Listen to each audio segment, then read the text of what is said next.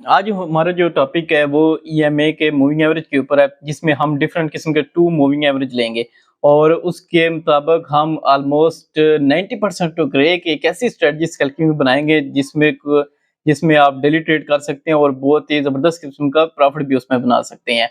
तो moving average indicator mostly ज़्यादातर लोग जो बड़े ट्रेडर हैं वो यूज़ करते हैं, क्योंकि मूविंग एवरेज काफ़ी हद तक आपको एक्यूरेट आपकी ट्रेंड इन्फॉर्मेशन देती है और उसके हवाले से आपको ये भी बताती है कि आपने कहाँ एंटर होना है, कहाँ एग्जिट होना है, स्टॉप लॉस टेक प्रॉफिट कहाँ-कहाँ लेना है और कौन-सा बेस्ट टाइम फ्रेम है जो मूविंग एवरेज स्कैल्पिंग के लिए। ये एक एक्चुअली ये स्कैल्पिंग की एक स्ट्रेटजी है जो मूविंग एवरेज बेस के ऊपर करेगी ईएमए। इसमें हम 9 और 15 मूविंग एवरेज यूज़ करेंगे, डिफरेंट उसमें प्राइस चेंज करेंगे। तो चलिए स्टार्ट करते हैं। ये देखी होगी कि यहाँ से डिफरेंट किस्म की ये मैंने मूविंग एवरेज यहाँ से स्टार्ट की हुई है, लगाई हुई है पहले भी।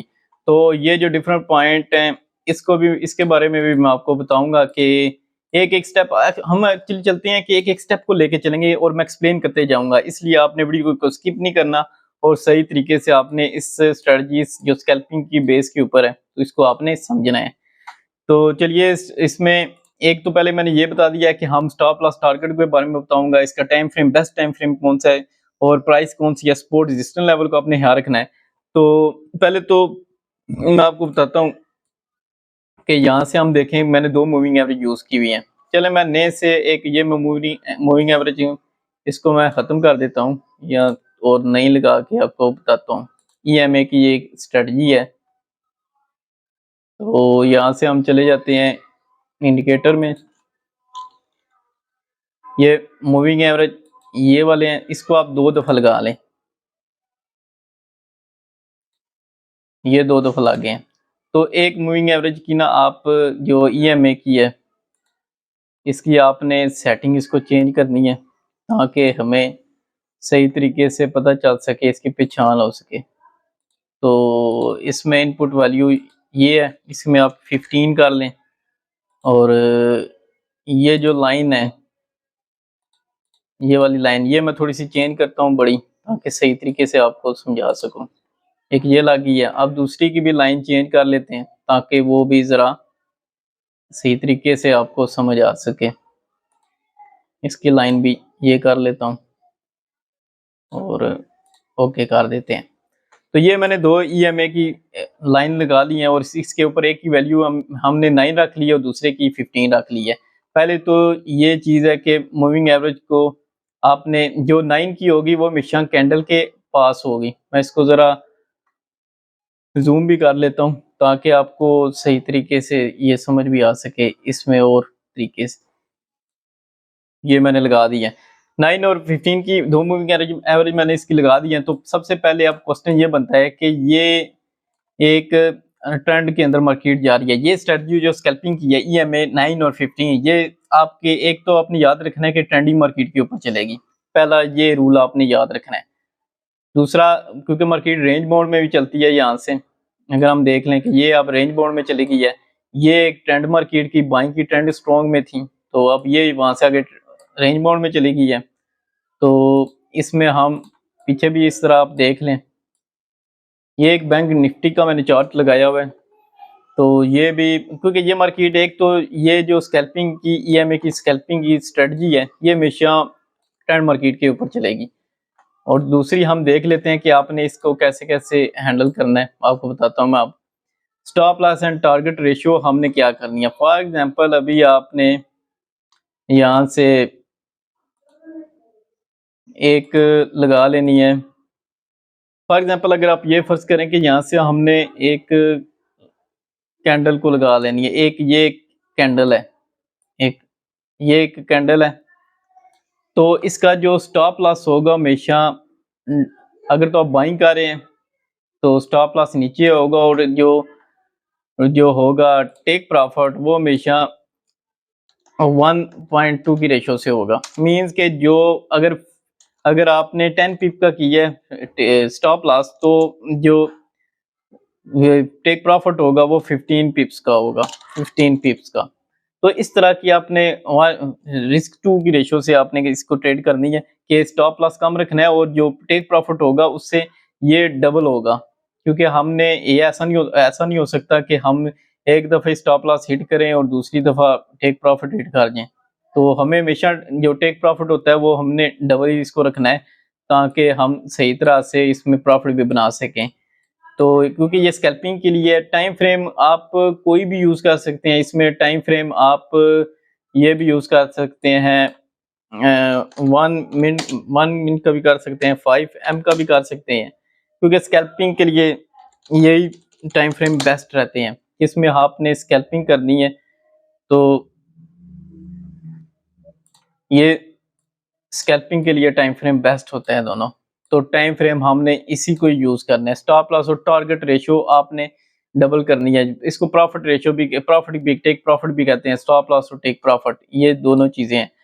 तो हमेशा आपने ये चीज़ नोट करनी है कि जब भी आपने एंट्री लेनी है तो एक्यूरेट जब आपको सिग्नल शो हो रहा हो, ये जो मूविंग एवरेज है, जो इसको क्रॉस करना चाहिए। यहाँ से अभी डाउन की चल रही है, यहाँ से डाउन का चल रहा है, ये स्टार्ट हुआ है। मैं आपको सही तरीके से आपको बता भी देता हूँ एक दफ़ा कि इसके ऊपर आपने एंट्री कैसे लेनी है। ये एक चीज़ नोट की है आपने, यहाँ से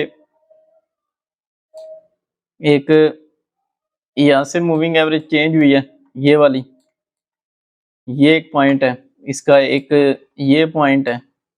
तो यहाँ से आपने एक्यूरेट जो एंट्री होनी है वही उसी के ऊपर ही लेनी है, क्योंकि होगा ये कैंडल के हमेशा 9 EMA की जो के मूविंग एवरेज हमने जो लगाई है वो हमेशा कैंडल के पास ही होगी, ये ज़्यादा नहीं होगी। तो जब भी क्रॉसिंग हो तभी आपने एंट्री लेनी है, जब क्रॉस हो। मेन आपने ये देखना है कि क्रॉसिंग होनी चाहिए इसमें। तो उसके अलावा हमने एक ये भी देखना है, पीछे भी हम देख लेते हैं कि यहाँ से क्रॉसिंग हुई है, ये वाली भी क्रॉसिंग हुई है, और यहाँ से मार्केट, क्योंकि मार्केट हमेशा ट्रेंड में होनी चाहिए, तो ट्रेंड के अंदर ही आपने ट्रेड करनी है, विदाउट ट्रेंड के आपने ट्रेड नहीं करनी। रेंज बाउंड भी मार्केट होगी, क्योंकि स्कैल्पिंग के लिए आप टाइम फ्रेम चार्ट यूज कर रहे हैं, तो आप कोशिश करें कि लॉट साइज आपके डिपेंड करता है आपके अकाउंट बैलेंस के ऊपर, कि आपने अकाउंट बैलेंस आपका कितना है, तो उसी वाले से आपने लॉट साइज सेलेक्ट करनी है। ये नहीं होता कि छोटे अकाउंट के ऊपर आप बड़ी लॉट साइज लें। अब ये देखें मार्केट यहाँ से रेंज बाउंड है, ये वाली, ये जो सारी मार्केट है, ये एरिया जो रेंज बाउंड के अंदर जा रहा है, तो यहाँ से मार्केट ना आपको स्कैल्पिंग के लिए बेस्ट नहीं है, ये आपको तंग करेगा। हमेशा आपने जब भी एंट्री लेनी है तो आप कोशिश करें यहाँ से इस तरह ट्रेंड की मार्केट में लें, और ये देखें ये अच्छी खासी मार्केट ऊपर गई है। तो EMA की स्ट्रेटजी में यही आपने ख्याल रखना है कि आपने ट्रेंड के ऊपर लेनी है। और दूसरी एक और बात, आपने सपोर्ट और रेजिस्टेंस का भी आपने लेनी, डेली आप सपोर्ट और रेजिस्टेंस लगा लें। जैसे कि ये अभी हाइट इसके ऊपर ये है, तो ये मैं मैनुअल लगा के आपको बता रहा हूँ कि आपको सपोर्ट और रेजिस्टेंस लेवल आपको पता होनी चाहिए कि कौन सा इसके लेवल है सपोर्ट और रेजिस्टेंस के। तो ये एक मैंने रेजिस्टेंस का लगा लिया सपोर्ट का, और सपोर्ट रेजिस्टेंस लेवल के ऊपर आपने ट्रेड नहीं करनी। फॉर एग्जांपल अगर मार्केट यहाँ से चलेगी या ऊपर, तो आप उस दिन ट्रेड ही ना करें, ब्रेकआउट हो गया, क्योंकि फिर बहुत ज़्यादा हैवी किस्म का ब्रेकआउट ऊपर भी जा सकती है, मार्केट नीचे भी आ सकती है। तो बेहतर है उस दिन आप ट्रेड ही ना करें, अवॉइड करें ट्रेड को। तो इसमें एक और भी है, मैं आपको बताता हूँ कि आपने सपोर्ट रेजिस्टेंस का लाजमी ख्याल रखना है, जिसमें आपको ये पॉइंट मैंने आपको बताया अभी, सपोर्ट एंड रेजिस्टेंस का। और ट्रेंडिंग मार्केट हमेशा ट्रेंडिंग में होनी चाहिए, नो साइडवे मार्केट। एक्यूरेसी की अब अगर आप बात करें तो एक्यूरेसी इसकी ऑलमोस्ट 60%, 70% और कभी 90%। लेकिन आपने दो पेयर को यूज करेंगे, अगर बैंक निफ्टी है तो बैंक इंडेक्स अभी मैंने ओपन किया हुआ है, तो आप साथ में एक और कोई पेयर ओपन करें बैंक निफ्टी का दूसरा है जो, तो आपको एक्यूरेसी इसमें आप यही कर लें कि 70-80% मिलेगी। लेकिन ये डिपेंड करता है आपकी वो कितने परसेंट, 80% भी आप इसको लेके जा सकते हैं एक्यूरेसी, 90% भी लेके जा सकते हैं। अगर आपने ये जो सारी मार्केट है इसको सही तरीके से आपने समझाओ, फिर ही आप लेके जा सकते हैं। क्योंकि विदाउट आप डेमो के प्रैक्टिस के अंदर और डेमो में आप तो कर लेंगे, लेकिन रियल काउंट के अंदर जब भी आप करेंगे तो आपको हिचकिचाएंगे। ये कि वैसे ही साइकोलॉजी एक माइंड की गेम होती है कि बंदा ट्रेड बार बार लेते हुए हिचकिचाता है। तो पिन बार के और दूसरी एक और बात है कि आपने पिन बार का भी ध्यान रखना है। पिन बार के पैटर्न आपने मैंने लास्ट वीडियो के अंदर भी कुछ बताए हुए हैं कि पिन बार को आपने कैसे पटना है, पकड़ना है और पिन बार के ऊपर आपने ट्रेड कैसे करनी है। ये मैंने अपने लास्ट वीडियो अगर नहीं देखा तो मेरे चैनल के ऊपर जाके चेक करें कि पिन बार के हवाले से कौन सी वो वीडियो है। तो मैं कोशिश करूंगा यहाँ पे लगा भी दूंगा। तो आपने लेकिन पिन बार के इसमें अगर पकड़ लिया तो आप समझ ले कि आपकी 85% आपने एक्यूरेट मार्केट आपने पकड़ ली है पिन बार की। तो स्टॉप लॉस भी आपने लाजमी यूज करना है। ये सारी चीजें आपको मैं एक समझाने के लिए ये लिखी हुई हैं कि आपने इन चीजों का ख्याल रख के ईएमए की जो स्ट्रेटजी है, जो 2 ईएमए के लगेंगे, एक की 9 की होगी, एक 9 की होगी ये वाली और एक 15 की होगी। इसकी सेटिंग भी आपने कर ली। कोई भी प्लेटफॉर्म MT4 कोई भी ओपन कर लें तो उसमें फर्क नहीं है। तो कोई भी करेंसी पेयर का ओपन यूज करके इसको आपने प्रैक्टिस करनी है, देखना है और स्कैल्पिंग के अंदर आपकी कितनी आपकी ग्रिप बनी है ये आपने देखना है कि स्कैल्पिंग सही तरीके से आपने करनी है, क्योंकि स्कैल्पिंग होती बड़ी रिस्की है।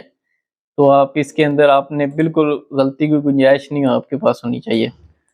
तो मैं उम्मीद करता हूँ ये छोटी सी वीडियो आपको लाजमी पसंद आई होगी। फिर भी आपके माइंड में अगर कोई भी क्वेश्चन है, कुछ कुछ भी है, तो नीचे कमेंट्स में मुझे बताइएगा। मैं कोशिश करूंगा उसका भी रिप्लाई कर सकूं और मजीद वीडियो में एक और भी स्कैल्पिंग के हवाले से बना सकूं। तो मिलता हूँ मैं आपको नेक्स्ट वीडियो में।